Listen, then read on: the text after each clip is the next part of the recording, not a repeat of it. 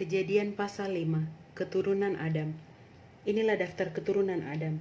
Pada waktu manusia itu diciptakan oleh Allah, dibuatnyalah dia menurut rupa Allah. Laki-laki dan perempuan diciptakannya mereka. Ia memberkati mereka dan memberikan nama manusia kepada mereka pada waktu mereka diciptakan. Setelah Adam hidup 130 tahun, ia memperanakan seorang laki-laki menurut rupa dan gambarnya, lalu memberi nama Set kepadanya. Umur Adam setelah memperanakan Set 800 tahun, dan ia memperanakan anak-anak lelaki dan perempuan. Jadi Adam mencapai umur 930 tahun, lalu ia mati. Setelah Set hidup 105 tahun, ia memperanakan Enos. Dan Set masih hidup 807 tahun setelah ia memperanakan Enos, dan ia memperanakan anak-anak lelaki dan perempuan. Jadi Set mencapai umur 912 tahun, lalu ia mati. Setelah Enos hidup 90 tahun, ia memperanakan Kenan. Dan Enos masih hidup 815 tahun, setelah ia memperanakan Kenan, dan ia memperanakan anak-anak lelaki dan perempuan. Jadi Enos mencapai umur 905 tahun, lalu ia mati. Setelah Kenan hidup 70 tahun, ia memperanakan Mahalalel. Dan Kenan masih hidup 840 tahun setelah ia memperanakan Mahalalel, dan ia memperanakan anak-anak lelaki dan perempuan. Jadi Kenan mencapai umur 910 tahun, lalu ia mati. Setelah Mahalalel hidup 65 tahun, ia memperanakan Yared. Dan Mahalalel masih hidup 830 tahun setelah ia memperanakan Yared, dan ia memperanakan anak-anak lelaki dan perempuan.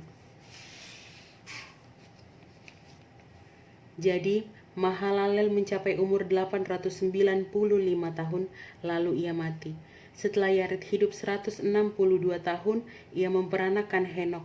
Dan Yared masih hidup 800 tahun setelah ia memperanakan Henok, dan ia memperanakan anak-anak lelaki dan perempuan. Jadi Yared mencapai umur 962 tahun, lalu ia mati. Setelah Henok hidup 65 tahun, ia memperanakan Metusala. Dan Henok hidup bergaul dengan Allah selama 300 tahun lagi.